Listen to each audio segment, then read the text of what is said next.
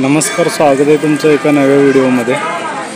तर मी आज आलो आहे धामणे या ठिकाणी आणि इकडं आज यात्रा आहे, तुम्ही बघू शकता। तर या ठिकाणचं अंबाबाई मंदिर आपल्याला बघायचं आहे। तर इकडं माझ्या मागं मंदिर आहे, तर ते कोणत्या स्वरूपाचं आहे ते आता आपण पाहूयात। मंदिरामध्ये सध्या गर्दी आहे, पण आपण या बाजूला बघू शकता हे धामणे या गावचं अंबाबाई मंदिर। आता आपण याचा शूट घेऊयात। मंदिरामध्ये गर्दी असल्यामुळे आपण सध्या आत जाणार नाही, पण बाहेरच्या बाजूचं शूट घेऊयात।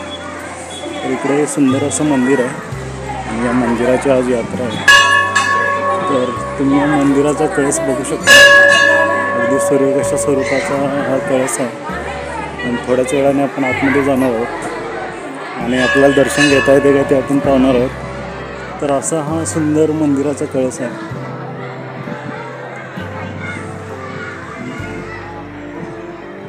तर ही आहे मंदिराची मागची बाजू।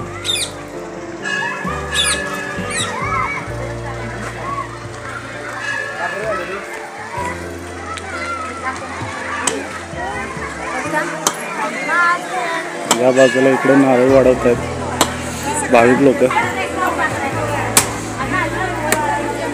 आणि या मंदिराचं हे बाहेरचं द्वार आहे आणि मुख्य द्वार समोरच्या बाजूला।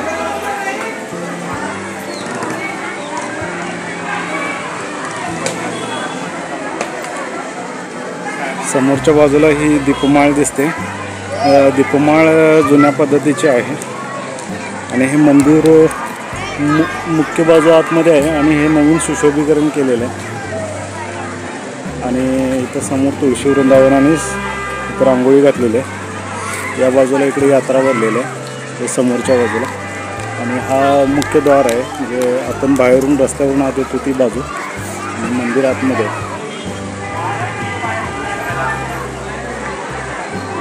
चला मी आता मंदिराच्या आतमध्ये जातो आणि बघूयात, आतमध्ये भरपूर गर्दी आहे।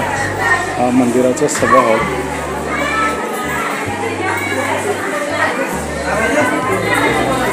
इकडे बघू शकता तुम्ही घंटा कशा स्वरूपाच्या आहे। आतमध्ये आल्यानंतर आपल्याला 4 स्तंभ पाहायला भेटतात, तर तुम्ही इकडे बघू शकता। आणि मुख्य गर्भगृह आतमध्ये आहे बघू।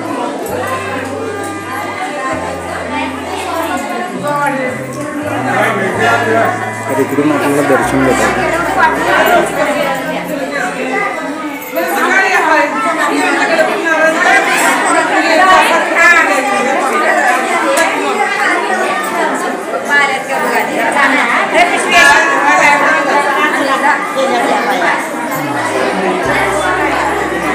दर्शन घेतल्यानंतर आपण आता बाहेरची बाजू बघूयात, म्हणजे जी यात्रा कशा स्वरूपाची आहे ते आपण आता पाहणार आहोत।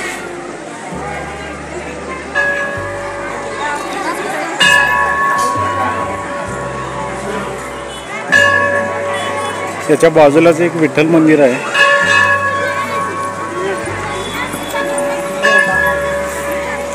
तर ही गावं छोटी छोटी असल्यामुळे इकडे यात्रा पण छोट्या स्वरूपात असते। तर या बाजूला बघू शकता तुम्ही, इकडे विठ्ठल मंदिर आहे। इकडे बघू शकता, इकडे देवीची ओटी वगैरे इकडे मिळते आपल्याला।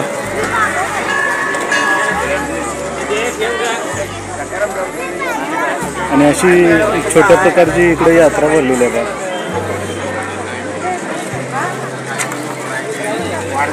या बाजूला देवीची सासनकाठी दिसते।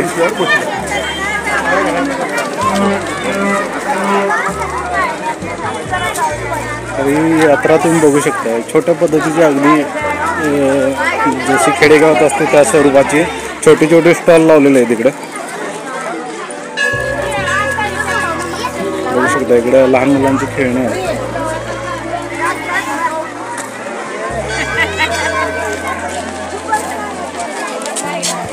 आपण थोडं या बाजूला जाऊयात।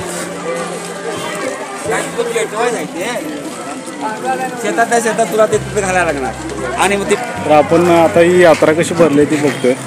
तर या बाजूला अशी छोटी दुकानं स्टॉल आहेत आणि इकडं आईस्क्रीमचे गाडे वगैरे दिसत आहेत। आणि समोरच्या बाजूला इकडे विठ्ठल मंदिर आहे आणि आता बघूया इथं छोट्या प्रकारचं कसं मार्केट आहे. 100 रुपये 100 रुपये 100 रुपये 100 रुपये. तर नाव काय आपलं? 150 रुपये. माणिक गाडगे. माणिक गाडगे निप्पाणी. निप्पाणीवरून आलाय. निप्पाणीवरून. तर हे निप्पाणीवरून दादा आले तिकडं. 150 रुपये 150 रुपये 150. कधीपासून आलाय तुम्ही? कधी आलाय? सकाळी 10 वाजता.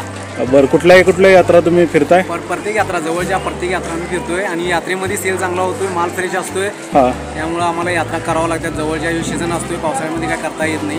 हां हां. त्यामुळे फक्त 100 रुपये आणि 150 रुपये लावले. टोटल लावले 50 रुपये. 50 रुपये कॅप 50 रुपये आहे का? कॅप 50 रुपये. दुकानपेक्षा रेट कमी आपल्याकडे. 100ची कॅप 50 रुपये. ठीक आहे. 50. यांचं छान असं छोटंसंच दुकान आहे आणि खेडेगावात फिरत असतात. फक्त 50 रुपये. लहान मुलांच्या कॅप पण आहेत, तिकडे बॅग पण आहेत. फक्त 50 रुपये. पर्स आहेत, कॅप आहेत, बॅग आहेत. फक्त 150 रुपये.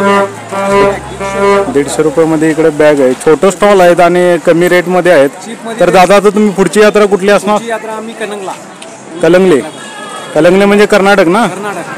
तर यांची पुढची यात्रा असणार आहे कर्नाटकामधील कलंगले या ठिकाणी. कारण निप्पाणीच्या आसपासची यात्रा जवळपास आम्ही करतोय. निप्पाणीच्या आसपासच्या भागातील म्हणजे हे गाव तसं निप्पाणी आणि महाराष्ट्र बाउंड्रीच्या लेवलला आहे. मध्ये माल कमी दरात मिळावा ग्रामीण लोकांना, याच्यासाठी आमचा उद्देश आहे. पण आमचं कसं आहे, दुकान पण आहे, पण ग्रामीण भागामध्ये माल कमी रेटमध्ये त्यांना हातामध्ये उपलब्ध यावा म्हणून आम्ही यात्रा करतो.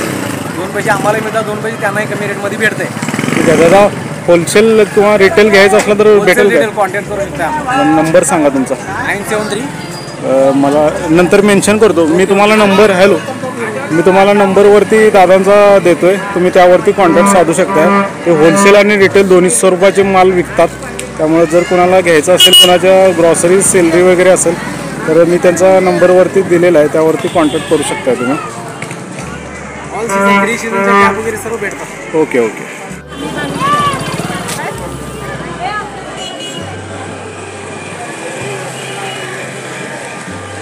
या बाजूला इकडे विठ्ठल मंदिर आहे, तर मी आता विठ्ठल मंदिरामध्ये जातोय.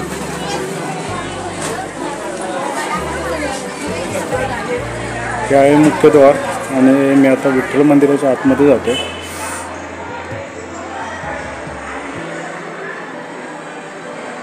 तर विठ्ठल मंदिराच्या आतमध्ये आल्यानंतर आपल्याला इकडे ज्ञानेश्वरांची मूर्ती दिसते, प्रतिमा दिसते आणि इकडच्या बाजूला संत तुकारामांची प्रतिमा दिसते. आणि आतमध्ये आल्यानंतर ह्याचं तुम्ही जर रचना बघितली तर याची कमान छोटी आहे, त्यामुळे यामध्ये वाकून जावं लागतं. तर हे असं गर्भगृह आहे. गर्भगृहामध्ये समोरच्या बाजूला इथं नंदी आणि मध्ये एक शिवपिंड आहे आणि त्याच्या समोरच हे विठ्ठल रुक्मिणीची सुबक अशी मूर्ती आहे. आणि हे जे मंदिर आहे हे जुन्या स्वरूपाचं आहे. त्याचं वरचं तुम्ही बांधकाम बघू शकताय. कळस आतल्या बाजूने पूर्ण दगडाचा बनवलेला आहे. रचना बघितली तर एकमेकात एक दगड असा अडकवलेली रचना आहे. तर अशा पद्धतीचं हे विठ्ठल मंदिर आहे. याची कमान तुम्ही बघू शकता. यामध्ये मी आता वाकून आतमध्ये गेलो होतो. तर अशा पद्धतीचं हे छोटं मंदिर आहे. तर हा होता माझा छोटा व्हिडिओ. हा व्हिडिओ तुम्हाला कसा वाटला ते मला कमेंट करून नक्की कळवा. चॅनलवर जर कोण नवीन असेल तर नवीन लोकांनी चॅनल सबस्क्राईब करायला विसरू नका. तर भेटूयात आपण पुढच्या व्हिडिओमध्ये. तोपर्यंत धन्यवाद.